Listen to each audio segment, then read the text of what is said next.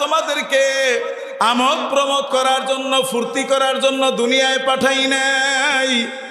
আমি আল্লাহ রাব্বুল আলামিন দুনিয়ায় তোমাদেরকে পাঠাইছি এই জন্য। আল্লাযী খালাকাল মাউতা ওয়াল হায়াতা লিয়াবলুয়াকুম আইয়ুকুম আহসানু আমালা ওয়া হুয়াল আজিজুল গফুর।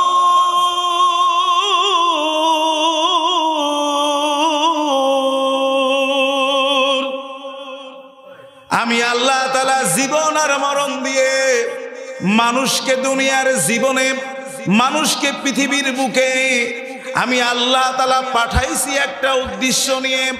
আমি আল্লাহ তাআলা পরীক্ষা করব। আল্লাযী খালাকাল মাউতা ওয়াল হায়াতা লিয়াবলুয়াকুম আইয়ুকুম আহসানু আমালা। আমি আল্লাহর পরীক্ষা হবে, নেক আমলের পরীক্ষা। এই দুনিয়ার জমিনে আনন্দ উল্লাসের সরঞ্জাম, আনন্দ উল্লাসের জন্য আসবাবপত্র আমি আল্লাহ তাআলা বিভিন্ন রকমের সৃষ্টি করেছি। এই আনন্দ উল্লাসের এই জিনিসগুলা দূরে সরাইয়া যারা আখিরাতের জীবনকে প্রাধান্য দিবে, আখিরাতের জীবনকে যারা মূল্যায়ন করবে, এই সমস্ত মানুষদেরকে আমি আল্লাহ রাব্বুল আলামিন দেখব কে বেশি নেক আমল করে, কে দুনিয়াকে দূরে সরাইয়া আমি আল্লাহকে কাছে টেনে নেয়। এই জন্যই আমি আল্লাহ রাব্বুল আলামিন জীবন আর মরণ সৃষ্টি করেছি। অথচ আজকে দুনিয়ার মানুষ আমরা যারা রয়েছি এমন উদাসীনতার ভিতরে আমরা আমাদের জীবনগুলো অতিবাহিত করতেছি। আল্লাহ তাআলা বলতেছেন ইকতারাবা লিন্নাসি হিসাবুহুম, হে মানুষ তোমার হিসাবের দিনটি খুবই নিকটবর্তী, সুতরাং তুমি হিসাবকে ভয় করো। তোমার হায়াতে জিন্দেগির প্রত্যেকটা মুহূর্তের, প্রত্যেকটা মোমেন্টের আমি আল্লাহ রাব্বুল আলামিন যাররা যাররা পরিমাণ আমি আল্লাহ তাআলা হিসাব নিব। আল্লাহ রাব্বুল আলামিনের কালামে পাকের ভিতরে আল্লাহ রাব্বুল আলামিন 30 নম্বর পারার সূরাতু জিলজালের 7 নম্বর এবং 8 নম্বর আয়াতের ভিতরে আল্লাহ রাব্বুল আলামিন বলেন ফামান ইয়ামাল মিসকালা যাররাতিন খায়রান ইয়ারা ওয়া মান ইয়ামাল মিসকালা যাররাতিন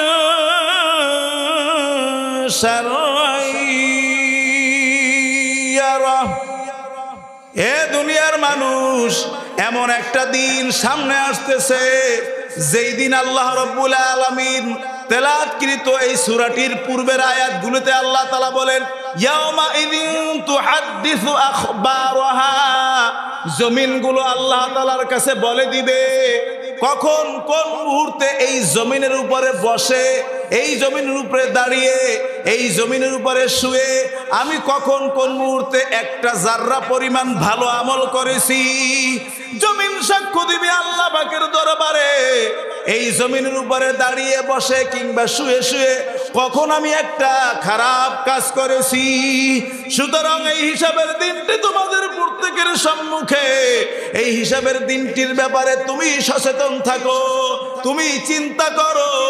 তোমার প্রত্যেকটা কথা, প্রত্যেকটা চোখের দৃষ্টি, প্রত্যেকটা কানের মুহূর্তের শ্রবণগুলো আমি আল্লাহ রাব্বুল আলামিন যাররা যাররা পরিমাণে হিসাব নিব।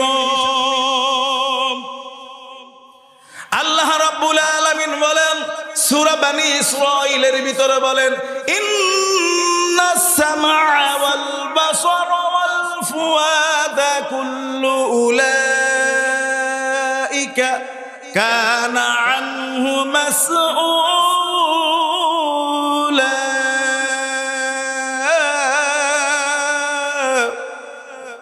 আল্লাহ রাব্বুল আলামিন বলেন নিশ্চয়ই নিশ্চয়ই ইন্নাস সামা, তোমাদের এই কানগুলোকে জিজ্ঞাসা করা হবে, ওয়াল বাসরা, তোমাদের চোখগুলোকে জিজ্ঞাসাবাদ করা হবে, ওয়াল ফুআদা, তোমাদের কলবকে জিজ্ঞাসাবাদ করা হবে, কুল্লু উলাইকা কানা আনহু মাসউলা, এমনি ভাবে আমি তো আল্লাহ তিনটা অঙ্গের নাম বললাম, কানের নাম বললাম, চোখের নাম বললাম, দিলের নাম বললাম।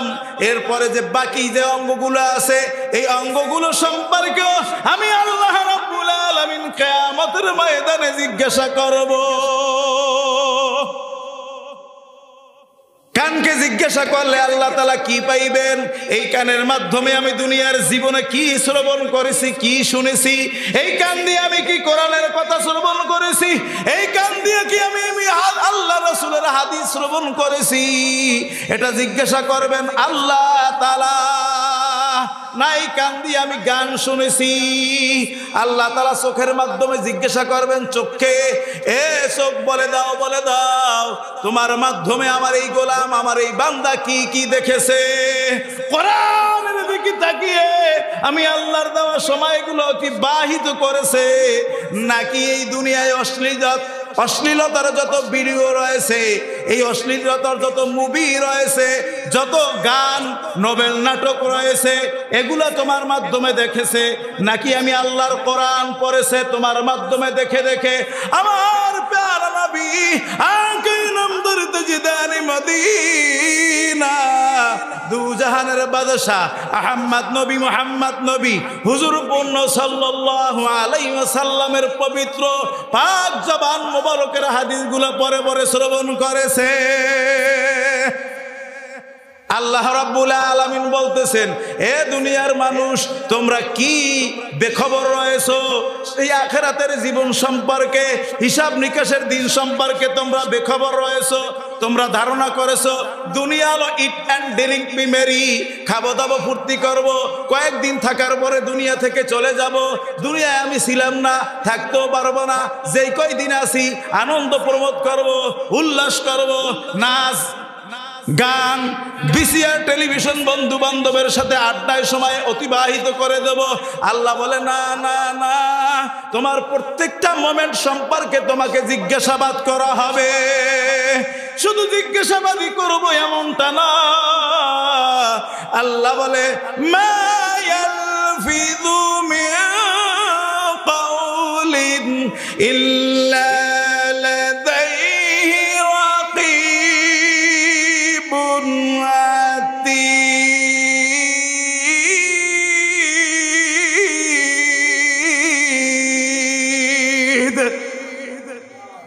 আল্লাহ বলে, ও বান্দারে, এই জবান দ্বারা তুমি যত ভালো কথা বলো, এই জবান দ্বারা তুমি যত খারাপ কথা বলো, তুমি যদি একবার সুবহানাল্লাহ বলো, অথবা যদি একবার যদি অশ্লীল যদি কোনো একটা গালিগালাজ যদি করো, এই তোমার এই কথাগুলা, ভালো কথাগুলা এবং মন্দ কথাগুলা সংরক্ষণ করার জন্য অতি তাড়াতাড়ি তোমার সাথে সংরক্ষণকারী প্রহরী আমি আল্লাহ তাআলা নিয়োজিত রেখেছি।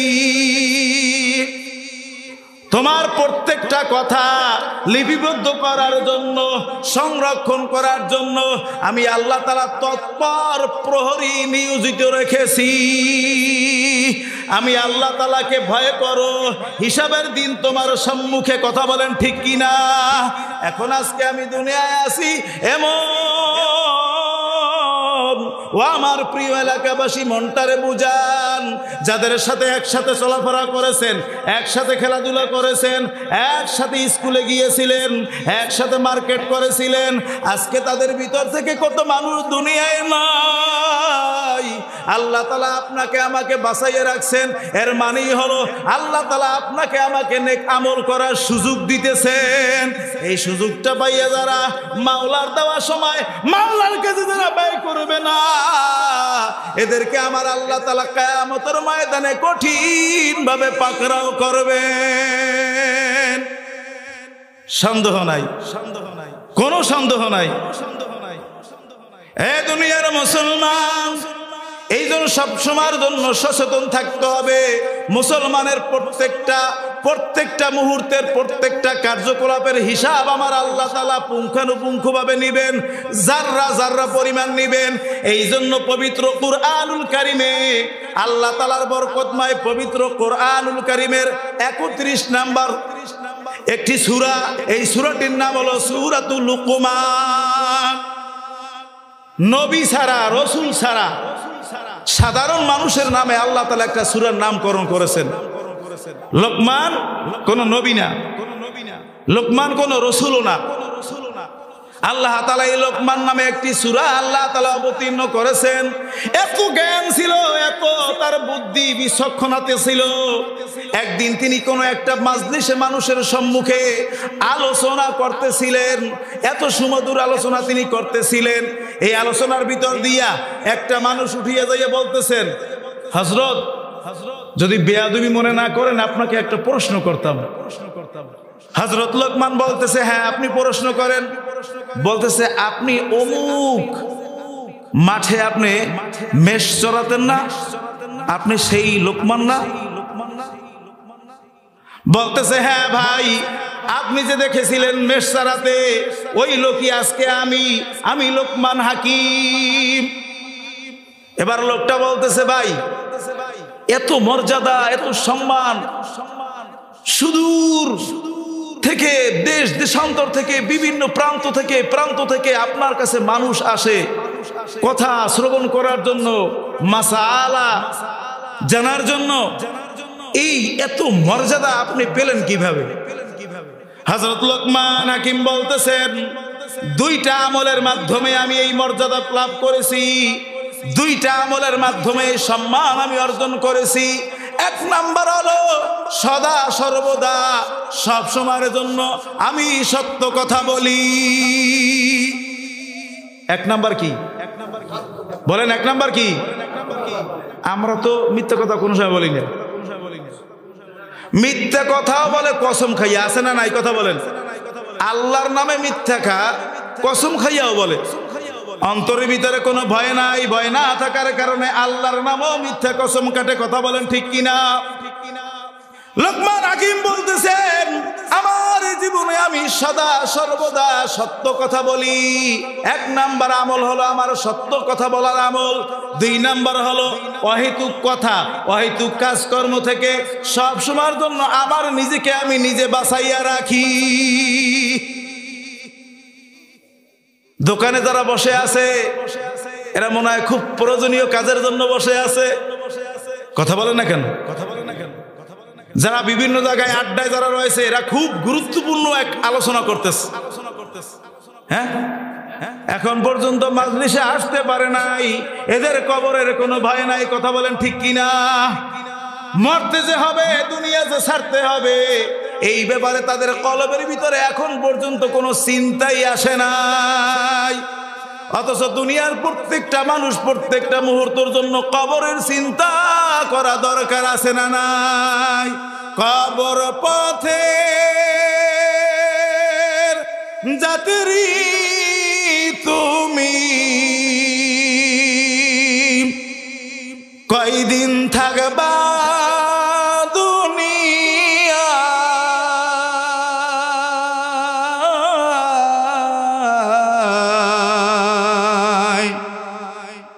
আজরাইল তো তোমার পিছে ঘুরছে সর্বদা। আমরা যারা মাহফিলের ময়দানে বসে আছি আমাদের পিছনে আজরাইল ঘুরতেছে, দোকানে যারা বসে আছে এদের পিছে ঘোরে না, ঠিক না? কথা বলেন না কেন? আমরা যারা নামাজ যারা পড়ি আমাদের পিছনে আজরাইল বসে আছে, নামাজ যারা না পড়িয়া বাগানে যারা বসে থাকে এদের পিছনে বুঝি আজরাইল বসে না? বসে, তাদের পিছনেও বসে। আসলে তারা বোঝে না। কথা বলেন ঠিক কিনা? এদের কবরে কোনো চিন্তা নাই, ফিকির নাই। আমরা সবাই কবর পথের প্রতীক কিনা? কথা বলেন। কবর যে কত বড় ভয়ঙ্কর জায়গা, এইটা যদি কোনো মানুষ যদি প্রকৃতভাবে বুঝতো, সংসার পরিবার পরিজন নিয়ে ব্যস্ত থাকার মতো তার কোনো হুঁশি থাকতো না। কবর যে কঠিন মাকা,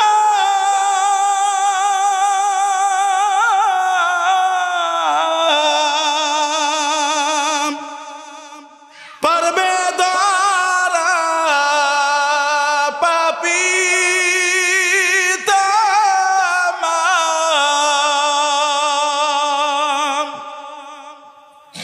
কবর যে কঠিন মাকা,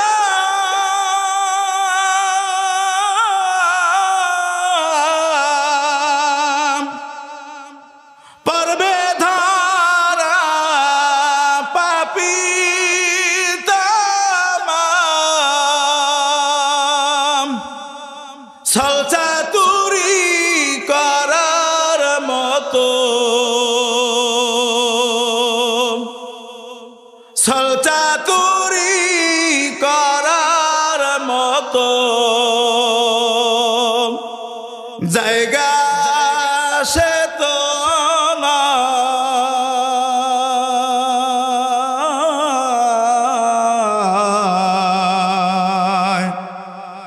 আজরাইল তো তোমার পিছে ঘুরছে সর্বদা, পাপী হয় যদি যাবে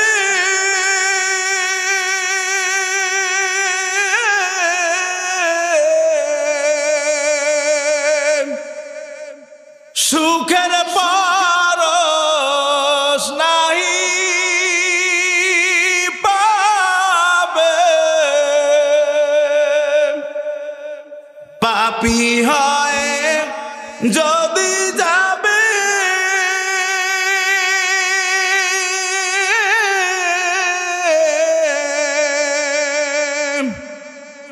সুখের পরশ নাহি পাবে। ধাউ ধাউ করে জ্বলবে আগুন, ধাউ ধাউ করে জ্বলবে আগুন, কোনো উপায় থাকবে না।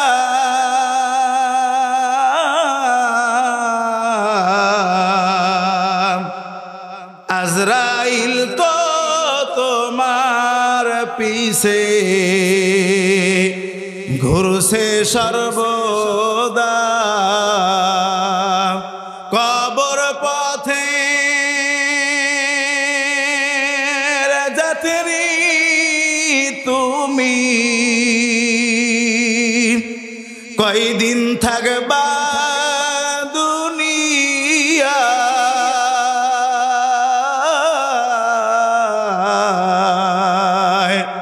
আজরাইল তো তোমার পিছে ঘুরছে সর্বদা। কথা বলেন ঠিক কিনা? আওয়াজ দিয়ে বলেন, কথা বলেন ঠিক কিনা?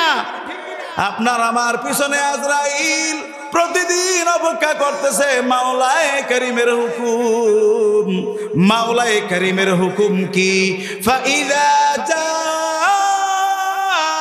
আজালুহুম লা ইস্তাখিরুনা সাআতাও ওয়া লা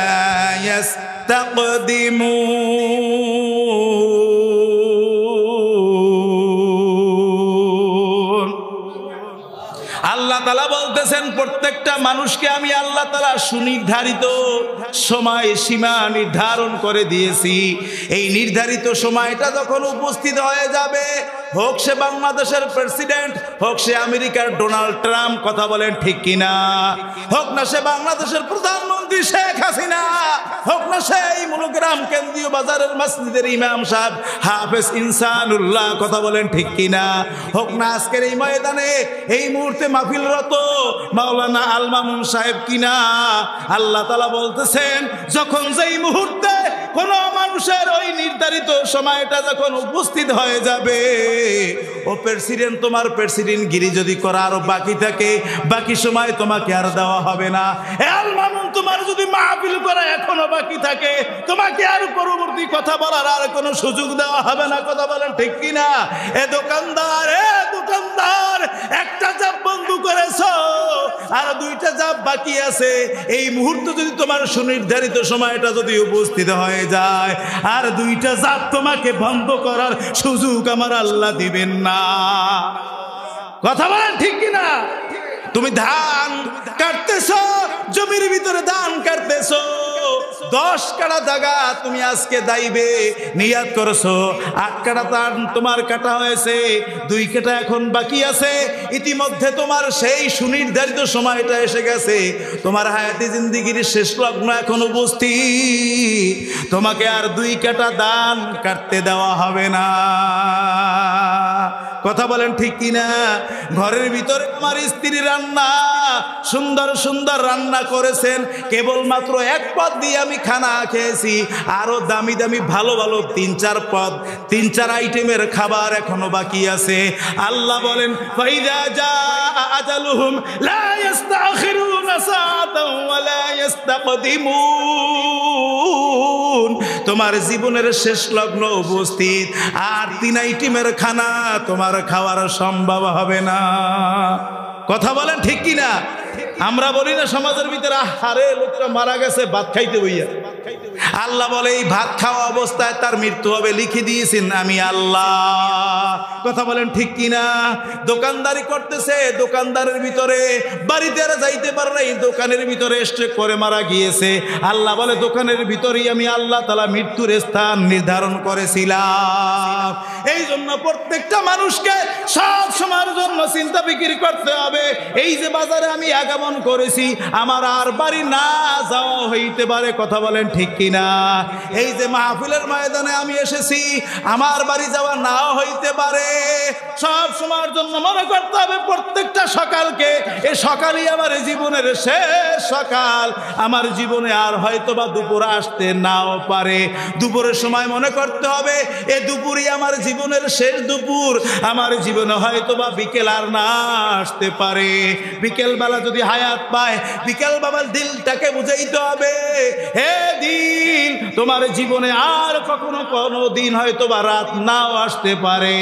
রাত যদি পেয়েও যাও, রাতকে মনে করতে হবে এই রাতই বুঝি আমার জীবনের শেষ রাত, আমার আর সকাল বুঝি জীবনের সকাল হবে না। এর মানেই হলো মুমিন যদি নিজেকে দাবি করো, মুসলমান যদি নিজেকে দাবি করো, সব সময়ের জন্য মৃত্যুর জন্য তৈরি থাকতে হবে। কথা বলেন ঠিক কিনা? আল্লাহ রাব্বুল আলামিন কালামে পাকে এই জন্যই বলেছেন দুনিয়ার মানুষ খুব সচেতন থাকবে, খুব সচেতন থাকবে, কারণ তোমাকে আমি আল্লাহ তাআলা খবর জানাই নাই কখন কোন মুহূর্তে কোন স্থানে জমিনের কোন জায়গায় তোমার মরণ হবে। সুতরাং সব সময়ের জন্য পাপাচার থেকে, অশ্লীলতা থেকে, গুনাহের কাজ থেকে নিজেকে বাঁচাইয়া রাখবে। মনে করবে আমার জীবনের শেষ মুহূর্তটা যেন আল্লাহ তাআলার গোলামির ভিতরে যেন অতিবাহিত অবস্থায় হয়। মালাকুল মউত যখন আমাকে জান কবজ করতে আসবে, মালাকুল মউত জান কবজ করতে এসে যেন আমাকে কোরআন তেলাওয়াত করা অবস্থায় যেন আমাকে পায়। মালাকুল মউত আমাকে যখন জান কবজ করবে, আমাকে যেন আল্লাহর কুদরতি কদমে সিজদা লাগানো অবস্থায় পায়। দিলটাকে সব সময়ের জন্য তৈরি রাখতে হবে, আমার তো মরতেই হবে, অন্ধকার কবরে আমার যাইতেই হবে, পুরা জিন্দেগির হিসাব আমার আল্লাহর কাছে আমাকে তো দিতেই হবে।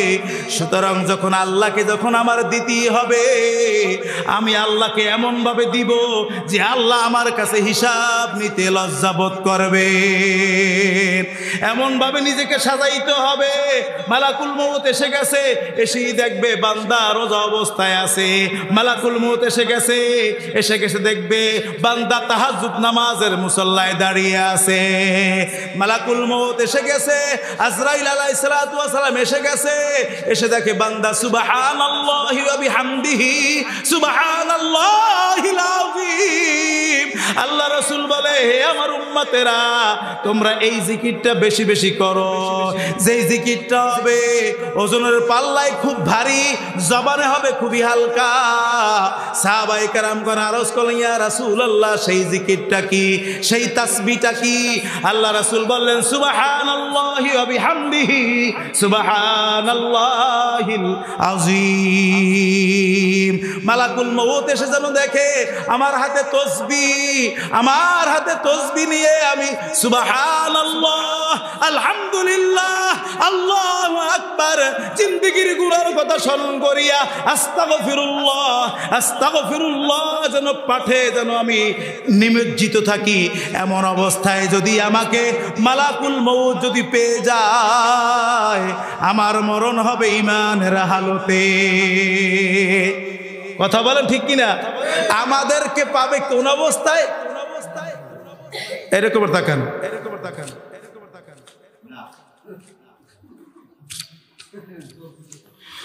উপরের দিকে নিচের দিকে আঙ্গুল দিয়ে টানাটানিতে। কথা বলেন ঠিক কি না? কথা বলেন না কেন ঠিক কি না? টাচ মোবাইল উপরের দিকে একবার যায়, দেখা হয় নাই, আবার নিচের দিকে আনে, নিচের দিকে নেছে, আবার একটু ভালো লাগছে, আবার উপর দিকে যায়। মালাকুল মউত ইয়ে দেখতেছে যে অস্ট্রেলিয়া ল্যান্ডা ভিডিও দেখতেছে, খপ করে ধরবে এমন জোরে। নেশাখোর, খুনি, দুর্দর্শ, সন্ত্রাসী, এদেরকে যখন পুলিশেরা যখন ধরে, স্যার একটু শূন্য যান, একটু হাতখার বেলা আসতে ধরে, কথা কেন না কেন খপ করে ধরে না? কথা বলেন সবাই, আসুক যাই ধরে, সুযোগ পায় না পলাইয়ে যাওয়ারও, পিস্তল লগে আছে, হ্যাঁ বাইর করারও সময় নাই। মালাকুল মউত ধরবে পাপীকে খপ করিয়া, তওবা করার সুযোগ পাবে না।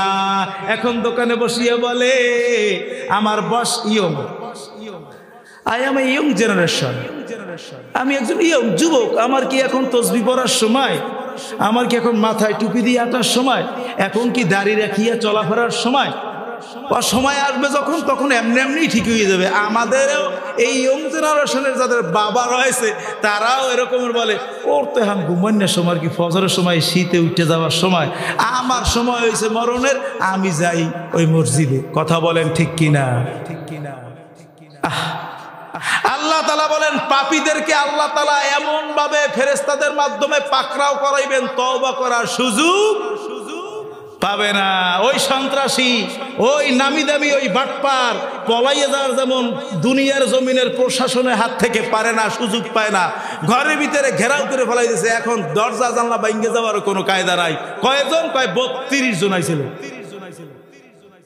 আল্লাহ বলে 32 জন আমি আল্লাহ পাঠাইব না, একজন পাঠাইব, মালাকুল মউত আজরাইল আলাইহিস সালাতু ওয়াস সালামকে। এই একজনকে পাকি দিয়া দুনিয়ার জমিনের কোন রাজা বাদশাহ দুনিয়ার কোথাও যাইয়া পালাইয়া থাকতে পারে না। এই কথা বলেন ঠিক কিনা? আল্লাহ রাব্বুল আলামিন বলেন আইনা মা তাকুনু ইউদরিকুমুল মাউত ওয়ালাউ কুনতুম ফি বুরুজিম মুশাইদা। সূরাতুন নিসা ৭৮ নম্বর আয়াতের ভিতরে আল্লাহ তাআলা বলেন, তুমি যত বড় যে ব্যক্তিত্বই হও না কেন, তোমাকে মৃত্যু পাকড়াও করবি।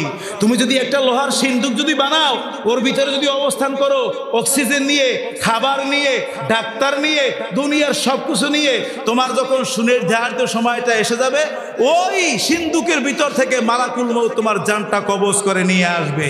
কথা বলেন ঠিক কিনা?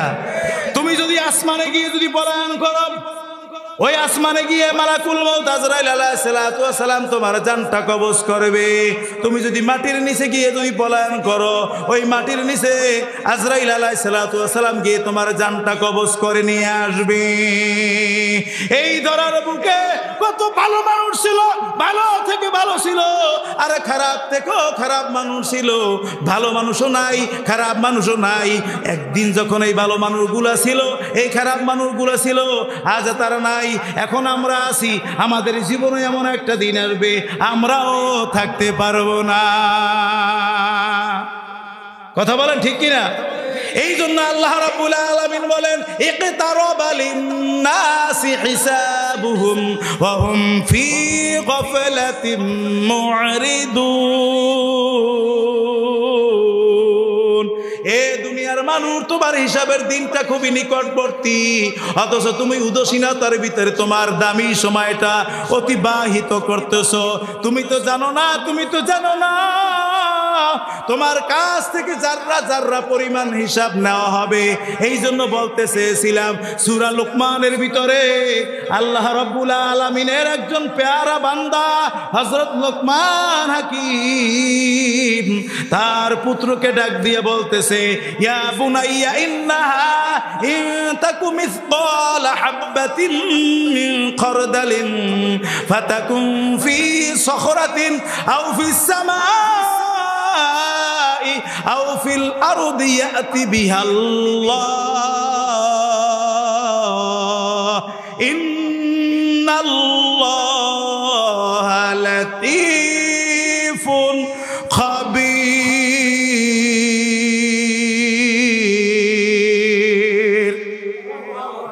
হযরত লোকমান হাকিম তার ছেলেকে অনেকগুলো উপদেশ দিয়েছিলেন। এই উপদেশগুলোর ভিতর থেকে একটা অন্যতম উপদেশ হলো, ইয়া বুনাইয়া, হে আমার বৎস, হে আমার ছেলে, ইয়া বুনাইয়া ইন্নাহা তাকুম মিসকালা হাববাতিন মিন খারদালিন ফাতাকুম ফি সখরাতিন আও ফিস সামাই আও ফিল আরদি ইয়াতি বিহাল্লাহ ইন্নাল্লাহা লাতীফুন খাবীর। 31 নম্বর সূরা, সূরাটির নাম হলো সূরাতুল লোকমান, 16 নম্বর আয়াত। আল্লাহ তাআলার প্রিয় একজন বান্দা লোকমান হাকিম তার ছেলেকে বলতেছে, হে ছেলে, আল্লাহ তাআলাকে সব সময়ের জন্য ভয় করবে। আল্লাহ তাআলাকে ভয় করিয়া তোমার জীবনটা এমন ভাবে তুমি সাজাইবে, মনে রাখবে একটা যদি যাররা পরিমাণ যদি ভালো কাজ করো, একটা যদি যাররা পরিমাণ যদি খারাপ কাজ করো, একটা সরিষার দানা বরাবর যদি তুমি কোনো ভালো কাজ করো, ওই ভালো কাজটা যদি ফি সখরাতিন, শিলার ভিতরে থাকে, পাথরের ভিতরে থাকে, আও ফিস সামাই, অথবা যদি আকাশে থাকে, আসমানে থাকে, আও ফিল আরদি, অথবা যদি জমিনের ভিতরে থাকে, ইয়াতি বিহাল্লাহ, কিয়ামতের ময়দানে ওই সরিষার দানা বরাবর ভালো আমলটা, ওই সরিষার দানা বরাবর খারাপ আমলটা তোমার সামনে আল্লাহ তাআলা ইয়াতি বিহাল্লাহ, আল্লাহ তাআলা উপস্থিত করবেন। ইন্নাল্লাহা লাতীফুন খাবীর। আল্লাহ তাআলা সব বিষয়ে আল্লাহ তাআলা সুন্দরভাবে জানেন, খবর রাখেন। আল্লাহ তাআলা কেমন জানেন? আল্লাহ তাআলা বলে, বান্দারে সোজা একদিকে তাকিয়ে আসো, পাশ দিয়া এরকম করে কিনারা থেকে একজন সুন্দরী নারী যায়, চোখটা এরকম করে সামনের দিকে আসে, একটু মুনিটা যদি এরকমের বাঁকা করো, এই বাঁকা মুনির এই অবস্থাটাও আমি আল্লাহ জানি। ইয়ালামু খাইনাতাল আয়ুনি ওয়া মা তুখফিস সুদূর।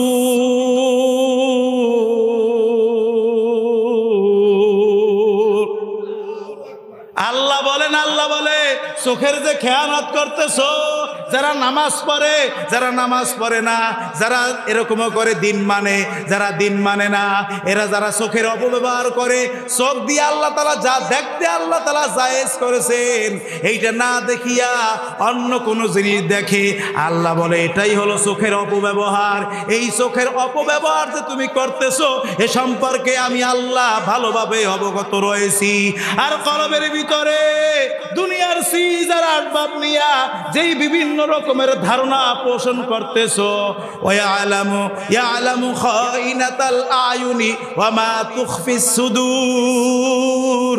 সাদরুন শব্দের অর্থ হলো বক্ষ, বক্ষ মানেই হলো দিল। এই দিলে দিলে যে খারাপ ধারণা পোষণ করতেছো, এই খারাপ ধারণা সম্পর্ক আমি আল্লাহ ভালোভাবে অবগত রয়েছি। আমি আল্লাহকে ফাঁকি দিয়া একটা জাররা পরিমাণ গুনাহের কাজ করিয়া তুমি এরকম করে রেহাই পাবে না। এই জন্য দয়ার নবী বলেন, ইকতানিম খামসান ক্বাবলা খামসিন, হে আমার উম্মতেরা, পাঁচটা জিনিস আসার আগে পাঁচটা জিনিসের কদর করো। দয়ার নবী মায়ার নবী বলেন, পাঁচটা জিনিস আসার আগে পাঁচটা জিনিসের কদর করবা, মানে এই পাঁচটা জিনিসের সদ্ব্যবহার করবা। এক নাম্বার হলো শাবাবাকা ক্বাবলা হারামিকা, বার্ধক্য আসার আগে তুমি যে এখন যৌবন রয়েছ, এই যৌবনকালের কদর করবে। যৌবনকালের কদর করার মানেই হলো এখন তোমার ইয়ং বয়স, এখন তুমি একজন যুবক, তোমার দ্বারা যেই পরিমাণ নেক আমল করা অর্জন হবে, সম্ভব হবে, বৃদ্ধ যখন হয়ে যাবে, বার্ধক্যে যখন উপনীত হয়ে যাবে, ওই নেক আমলটা তখন তোমার করতে মন চাইবে, কিন্তু করতে পারবে না। কথা বলেন ঠিক কিনা? শাবাবাকা ক্বাবলা হারামিকা, আল্লাহ রাসূল বলে এক নাম্বার হলো বৃদ্ধকাল আসার আগে তোমার এই যে যৌবন কালটা, এই যৌবন কালটার কদর করবে। কদর করার মানেই হলো এখন ঠান্ডা পানি দ্বারা অজু করা যতটা সম্ভব, একজন বৃদ্ধ মানুষের অজু করা অনেক কষ্ট, কথা বলেন ঠিক কিনা? একজন যুবক মানুষের হজ করা যতটা সহজ, একজন বৃদ্ধ বাবাজির হজ করা অনেক কঠিন, কথা বলেন ঠিক কিনা? একজন যুবকের রোজা রাখা একেবারে সহজ, বৃদ্ধ বয়সে রোজা রাখতে অনেক কষ্ট হয়। রোগ দেখা দিয়েছে, গ্যাস্ট্রিকের ট্যাবলেট খেতে হবে, মাথা যন্ত্রণা করতেছে, হাঁটুর গিরায় গিরায় যন্ত্রণা হইতেছে, আর সহ্য করা সম্ভব না। সুতরাং এই জন্য এরকম করে আল্লাহ রাসূল বলেছেন যৌবনকালের কদর করো।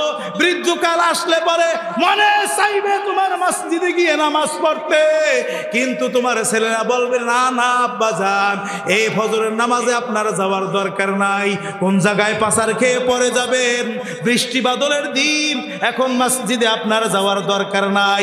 আপনি কাঁদবেন, মসজিদে আসার জন্য কাঁদবেন, কিন্তু আসতে দিবেন আপনার ছেলে, আপনার মেয়ে, আপনার নাতি নাতনি। আর এখন আপনি শয়তানের কোনো ভয় নাই, কোনো মানুষের কোনো ভয় নাই, কাদামাটির কোনো ভয় নাই। এখন যেখানে যে রকমের মন চায় যাওয়া সম্ভব হয়, কথা বলেন ঠিক কিনা?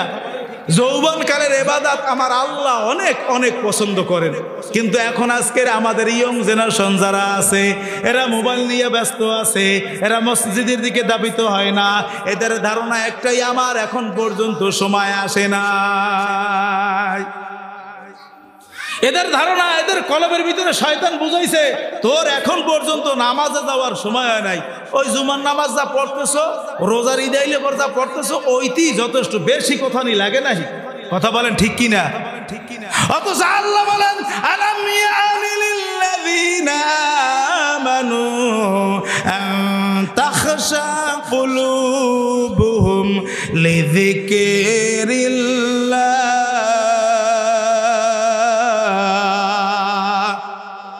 আল্লাহ রাব্বুল আলামিন বলতেছে এখনো কি তোমাদের সময় হয় নাই আল্লাহর ভয়ে তোমাদের হৃদয়গুলা বিগলিত করার? যেই বন্ধুদের সাথে কুয়াকাটা ঘুরতে গিয়েছিলে, ওই বন্ধুদের ভিতর থেকে এক বন্ধু দুনিয়া থেকে চলে গিয়েছে, অ্যাক্সিডেন্ট করেছে, জায়গায় মারা গিয়েছে, তোমাকে আমি আল্লাহ বাঁচাইয়া রাখছি। যেই বন্ধুদের সাথে স্কুলে গিয়েছিলে, ওই বন্ধুদের ভিতর থেকে এক বন্ধু অসুস্থ হয়ে মারা গিয়েছে, আমি আল্লাহ তোমাকে বাঁচাইয়া রাখছি। এখনো কি তোমার হুঁশ ফিরে আসবে না? এখনো বলবা আমার সময় হয় নাই, তাহলে তোমার বন্ধুর কিভাবে সময় হইল? কথা বলেন ঠিক কিনা? তোমার বন্ধু, তুমি যেই ক্লাস 9-এ পড়ো, তোমার বন্ধুও তো ওই ক্লাস 9-এই পড়তো। 9-এ পড়া বন্ধু দুনিয়া থেকে গেছে, আর তুমি এখন মাস্টার্স পড়তেছো, আর এখনো ধারণা করো তোমার মৌতের সময় হয় নাই। এই জন্য যৌবনকালটা মাওলার ইবাদতের ভিতরে মশগুল থাকতে হবে। এটা বলেছেন আমাদের নবী মুহাম্মদুর রাসূলুল্লাহ সাল্লাল্লাহু আলাইহি ওয়াসাল্লাম। আমি যদি হতে চাই, যৌবনকালে ইবাদত করতেই হবে, যৌবনকালে ইবাদত বন্দি করতেই হবে। পাক পবিত্রতা অর্জন করা যতটা সুন্দর হয়, যতটা এরকম করে খুবই মাধুর্যপূর্ণ হয়, বৃদ্ধ বয়সে ততটা পাক পবিত্রতা অর্জন করা সম্ভব হয় না। কথা বলেন ঠিক কিনা? কথা বলেন ঠিক কিনা? এই জন্য রাসূল বলছেন যে রকমের করে যৌবন কালটার তুমি কদর করবে, যৌবন কালটা বেশি বেশি আল্লাহর কদমে, আল্লাহর কুদরতি কদমে সিজদা লাগাইবে। এখন যত সিজদা করতে পারবে, মৃত্যুর পরে ওরকমের আর সিজদা করতে চাইবে কবরে, আর সিজদা করতে দেওয়া হবে না, আর সিজদা করার সুযোগ পাবে না। মৃত্যু তো বাদ দিলাম, বুড়া হয়ে যাবে, তোমাকে আর মসজিদে যেতে দেওয়া হবে না। 2 নাম্বার দয়ার নবী বলেন ওয়াসিহাতাকা ক্বাবলা সাকমিকা, অসুস্থতা আসার আগে 2 নাম্বার দয়ার নবী বলেন ওয়াসিহাতাকা ক্বাবলা সাকমিকা, অসুস্থতা আসার আগে সুস্থতার কদর করো। এখন তুমি সুস্থ রয়েছো, এখন তোমার যতটা আল্লাহর জন্য, আল্লাহ রসুলের জন্য, দ্বীন ইসলামের জন্য, কোরআনকে কায়েম করার জন্য, দ্বীন প্রচারের জন্য আজকে তুমি সুস্থ অবস্থায় যতটা পারবে, অসুস্থ অবস্থায় শরীরটা যখন দুর্বল হয়ে যাবে, তখন তোমার মন চাইবে ওই জিহাদের জন্য, জিহাদের ডাক এসেছে কোরআনকে জিন্দা করার জন্য, ডাক এসেছে, রসুলকে আমার অপমান করতেছে, রসুলের অপমানের বদলা নেওয়ার জন্য ডাক এসেছে। এখন তো আমার রাজপথে যেতেই হবে, অসুস্থতার কারণে তুমি যেতে পারবে না।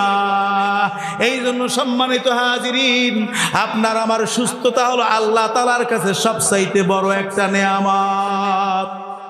আল্লাহ রাসূল সাল্লাল্লাহু আলাইহি ওয়াসাল্লাম বলেন, আমার কাছে আল্লাহর দেওয়া সবচাইতে বড় নেয়ামত হলো সুস্থতা। আমি কোরমা পোলাও খাইলাম, খাওয়ার পরে আমার পেটে ব্যথা, প্রচন্ড পেটে ব্যথা, এই কোরমা পোলার কোনো দাম নাই।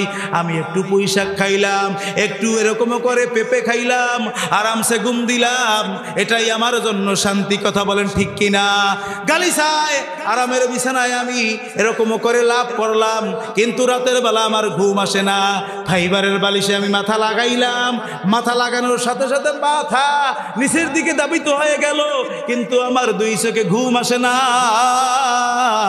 কিন্তু আমার ঘরে তো ফাইবারের কোনো বালিশ নাই, ওই নরম কোনো বিছানা নাই, শক্ত একটা বালিশ। এশার নামাজ আদায় করার পরে ঘরে গিয়ে ওই এরকম করে কম দামি খাবার খেয়ে যখন বিছানায় আমি উঠেছি, চেরা কাঁথা, বালিশটাও অনেক শক্ত, মাথাটা লাগাইতে দেরি আছে, মাওলায়ে কারীম ঘুম দিয়ে দেছে অতি তাড়াতাড়ি। কথা বলেন হাই কিনা? দরজা খোলা, বেড়া এরকম করে ফাঁক, কোনো চিন্তা নাই। বিল্ডিং, স্টিলের দরজা, জানলা অনেক মজবুত। কোন জায়গায় যদি একটা বিড়াল যদি লাফ দিয়ে পড়ে, সবাই সজাগ হয়ে যায়, লাফ দিয়ে ওরে এই বুঝি আইছে বড় মেয়ারা। কথা কাটাকা দেখুন তাজার যা আছে সব লইয়া বাইরা ফোন দিয়ে কয়, এই তাড়াতাড়ি কি জানি টের পাইছি, মনে হয় এটা হাইতেছে। আহা সম্মানিত হাজিরিন, এই জন্য কি সুস্থতা আল্লাহ তাআলার সবচেয়ে বড় একটা নেয়ামত, যা বুঝাইতে চেয়েছিলাম। এই জন্য সুস্থ যখন এখন আমি আছি, এই সুস্থ অবস্থায় আমি মাওলা পাকের ইবাদত বন্দেগী বেশি করব, রসুলের সুন্নাতের উপরে আমার জীবনটা আমি তত বেশি সাজাইব। 3 নাম্বার, দয়ার নবী মায়ার নবী বলেন, অগনা কবলা ফাকরিকা, দরিদ্রতা আসার আগে তোমার যে এখন সচ্ছলতা, তোমার কাছে টাকা পয়সা আছে, এই টাকা পয়সার তুমি কদর করবা। এখন তুমি গরিব, এখন তুমি ধনী, এই ধনী অবস্থায় যতটা তুমি এতিম মিসকিনকে খাওয়াইতে পারবা, গরিব হইয়া যাওয়ার পরে এখন ক্ষুধার জ্বালা কারে কয় তুমি বুঝতে পারো। এখন মনে চায় আর একজনকে খাওয়াইতে, খাওয়ার সুযোগ পাইবে না। এই জন্য দয়ার নবী বলেন, ফাকরিকা, দরিদ্রতা আসার আগে তোমার এই সচ্ছলতার কদর করো। অসহায় মানুষগুলা তোমার কাছে সাহায্যের জন্য হাত উত্তোলন করেছে, তোমার পকেট থেকে বিসমিল্লাহ বলে একটা যদি বড় নোট যদি বের হয় এটা দিয়ে দাও, কারণ মান জা আবিল হাসানাতি ফালাহু আশরু আমসালিহা, যে আল্লাহকে 1 দিবে আল্লাহ তাকে 10 দিবে। ইন্না ওয়াদাল্লাহি হক, আল্লাহর ওয়াদা সত্য। আমরা মনে করি দান করলে মাল কমে যাবে, অথচ আল্লাহ বলতেছেন দান করলে মাল কখনো কোনো দিন কমবে না। কথা বলেন ঠিক কিনা? আমরা দানের হাতকে এরকম করে গুটিয়ে রাখি, নেওয়ার হাত কিন্তু এরকমের প্রসারিত করি। কথা বলেন ঠিক কিনা? নেওয়ার সময় আমাদের হাতগুলা সামনে চলে যায়, দেওয়ার সময় হাত পিছনে চলে যায়। কথা বলেন ঠিক কিনা? আফসোস করবে, একদিন আফসোস করবে। কখন আফসোস করবে? এটা আল্লাহ তাআলা বলতেছে, মা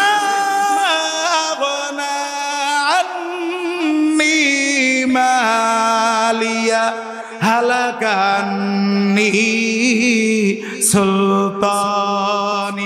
সূরা হাক্কার ভিতরে আল্লাহ রাব্বুল আলামিন বলে, যারা ধন সম্পদের মায়ায় পড়ে, কৃপণতায় পড়ে, এরকম করে দিনকে সাহায্য করে নাই, গরিব অসহায় মুসাফির দুস্থ মানুষদের জন্য সাহায্যের কোনো ব্যবস্থা করে নাই, ওরা কিয়ামতের ময়দানে বলবে, মা আগনা আন্নি মালিয়া, আমাদের সেই মালগুলা কোথায়, আমাদের সেই টাকা পয়সাগুলা কোথায়? হালাকান্নি সুলতানিয়া, আমাদের এই মাল, আমাদের এই ধন দৌলত, আমাদের এই ক্ষমতা, আমিত্ব, বরত্ব আমাদেরকে হালাক করে দিয়েছে। সেদিন আফসোস করবে। আল্লাহ তাআলা বলতেছেন, মালের মায়া অন্তর থেকে এরকম করে মুছে ফেলো। সাহাবায়ে কেরামের কাছে মাল আসছে তো এরকম করে দান করে দিয়েছে। আয়েশা সিদ্দিকা রাদিয়াল্লাহু তাআলা আনহার ব্যাপারে এরকম করে বলা হয়েছে, তিনি একদিন রোজা রেখেছেন, তার কাছে 1 লক্ষ দিরহামের একটা উপহার আসছে। তো আসরের নামাজের বাদে তিনি দান করা শুরু করছেন। দান করতে করতে পুরা 1 লক্ষ দিরহাম সব তিনি দিয়ে দিয়েছেন, সব দিয়ে দিয়েছেন। দাসী এরকম করে বলতেছে, আম্মাজান আপনি যে রোজা রেখেছেন তার কি আপনার স্মরণ আছে? হ্যাঁ রোজা রেখেছি, তার স্মরণ থাকবে না কেন? তো বলতেছে ইফতারি করার মতো তো আপনি একটা দিরহামও রাখলেন না। সুবহানাল্লাহ বলবেন না? সুবহানাল্লাহ বলবেন না? বলতেছে ইফতারি ক্রয় করার জন্য, ইফতারি আয়োজন করবো যে, তাতে তো দিরহামের দরকার। 1 লক্ষ দিরহাম আপনার কাছে হাদিয়া আসলো, আর আপনি পুরোটা আল্লাহর জন্য, দিনের জন্য সবকিছু দান করে দিলেন, 1 দিরহামও নিজের কাছে ইফতারির জন্য রাখলেন না। মা আয়েশা সিদ্দিকা বলেন, হে বোন আগে আমাকে কেন স্মরণ করিয়ে দাও নাই, আমার তো তা স্মরণ নাই। আর আমাদের কি অবস্থা হয়েছে, ইয়াসাবু আন্নামা লাহু আখলাদা, বারবার মাল হিসাব করে আর গোনে, এত লাখ, এত হাজার, এত লাখ, এত হাজার, 5টা দোকান, 6টা গাড়ি। কথা বলেন ঠিক কি না? কথা বলেন ঠিক কি না? আরো লাগবে, আরো চাই, আল্লাহ আরো দে, ভাই আরো লাগবে, আরো চাই, দানের হাত বন্ধ করে রাখছে। এই জন্য আল্লাহ রাসূল বলতেছেন, তোমার জীবনে কিন্তু দান না করলে দরিদ্র আসবে, দরিদ্র, অভাব আসবে, গরিবী হালত আসবে। এই গরিবী হালত আসার আগে ধন দৌলত যদি টিকাইয়া যদি রাখতে চাও, তাহলে আল্লাহর দ্বীন জিন্দা করার জন্য, ক্ষুধার্ত মানুষের মুখে হাসি ফুটানোর জন্য, অসুস্থ মানুষকে সুস্থতা দান করার জন্য, তাদের জন্য সাহায্যের হাতকে তুমি প্রসারিত করো। আল্লাহ রাসূল সাল্লাল্লাহু আলাইহি ওয়াসাল্লাম 4 নম্বরে বলেন, ফারাকা কবলা সুবলিকাম, তোমার জীবনে এরকমের করে একটা বার্ধক্য আসবে, বার্ধক্য আসবে, একটা রিটায়ার্ডের সময় আসবে।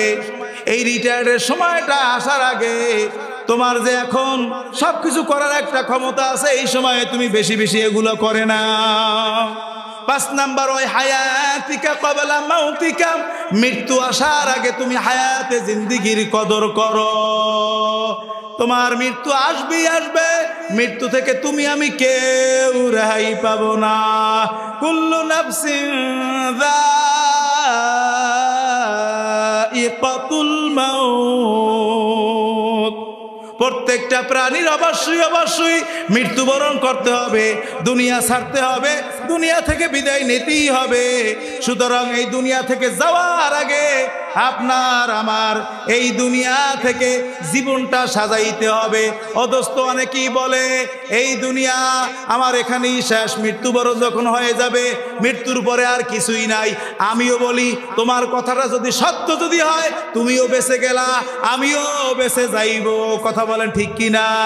কিন্তু মৃত্যুর পরে যদি কোনো কিছু যদি থেকেই থাকে, আল্লাহ যা কোরআনে বলছেন, নবী যে হাদিসে বলছেন, এটা যদি সত্য যদি হয় রে দোস্ত,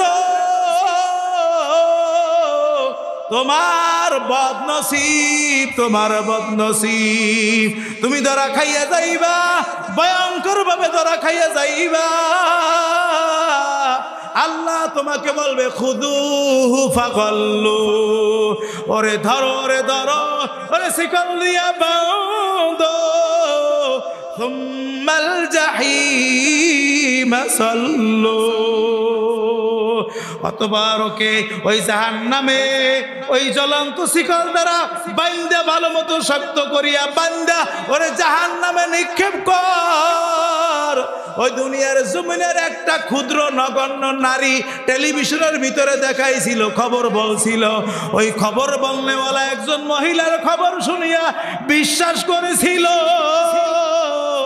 আমার রসুল দুনিয়ায় ওদেরকে বুঝাইছিল, আমার রসুলের পরে উলামায়ে কেরাম ওদেরকে বুঝাইছিল, কোরআন আর হাদিস থেকে ওদেরকে এত খারাপ কাজ করা থেকে বিরত রাখার জন্য অনুনয় বিনয় করেছিল। ও উলামায়ে কেরামের খবরগুলা বিশ্বাস করে নাই, একজন ক্ষুদ্র নারীর কথা বিশ্বাস করিয়া এরকমের করে সিরার মুড়ি করে নিয়ে রাখছে। ওলামায়ে কেরামের কথা বিশ্বাস করিয়া মসজিদের দিকে ধাবিত হয় নাই। ওরে ধর, ওরে জাহান্নামে নিক্ষেপ কর। সুম্মা ফি সিলসিলাতিন যারউহা সাবউনা যিরাআন ফাসলুকু। ওরে 70 গজ শিকল দ্বারা বান, ওরে 70 গজ শিকল দ্বারা বান্ধিয়া ওরে হাও প্রতিপন্ন করিয়া জাহান্নামে নিক্ষেপ কর। জাহান্নামে যখন জ্বলতে থাকবে, জ্বলতে থাকবে, জ্বলতে জ্বলতে একদা এক পর্যায়ে আর সহ্য করতে না পারিয়া বলবে, উদউ রাব্বাকুম ইউখাফিফ আন্না ইয়াওমান মিনাল আযাব। ও মালিক ফেরেশতা, তুমি তোমার রবকে ডাকিয়া বলো তিনি যেন আমাদের উপর থেকে একটা দিনের জন্য আযাব বন্ধ করে দেয়। দুনিয়ায় যারা সরকারি চাকরি যারা করে এরা শুক্র শনিবার ছুটি পায়, দুনিয়ার প্রত্যেকটা কাজে রুখসাত আছে। এই যে জাহান্নামে আমাকে ঢুকাইলো, এই জাহান্নামে আমার একটা দিনের জন্য একটু আযাব ছাড়া রাখে নাই। সুতরাং হে মালিক ফেরেশতা, তুমি তোমার রবকে ডাকিয়া বলো একটা দিনের জন্য হলেও যেন আমাদের উপর থেকে আযাবটা বন্ধ করে। মালিক ফেরেশতা বলে, আওলাম তাকু তাআতিকুম রাসূলুকুম বিল বাইনাত। কেন কেন তোমাদের কাছে কি সুনির্ধারিত নিদর্শন নিয়া, কোরআন নিয়া, হাদিস নিয়া কোন রসুল যায় নাই? রসুল অথবা উলামায়ে কেরাম যায় নাই? তারা বলবে ক্বালু বালা, হ্যাঁ আমাদের কাছে এসেছিল কিন্তু আমরা মানি নাই। এই জন্য সম্মানিত হাজিরিন, সেই আফসোসের দিনটি আসার আগে আমাদের দুনিয়া থেকে জীবন সাজানো বুদ্ধিমানের কাজ হবে কিনা কথা বলেন? আল্লাহ তাআলার কাছে হিসাব দেওয়ার আগে আমাদের জীবনটাকে পরিবর্তন করে এই দুনিয়া থেকে যেন আমরা যেতে পারি। আল্লাহ তাআলা আমাদের সবাইকে সেই তৌফিক দান করুন। ওয়া আখির দাওয়ানা আলহামদুলিল্লাহি রাব্বিল আলামিন। আসসালামু আলাইকুম ওয়া রাহমাতুল্লাহি ওয়া বারাকাতুহু।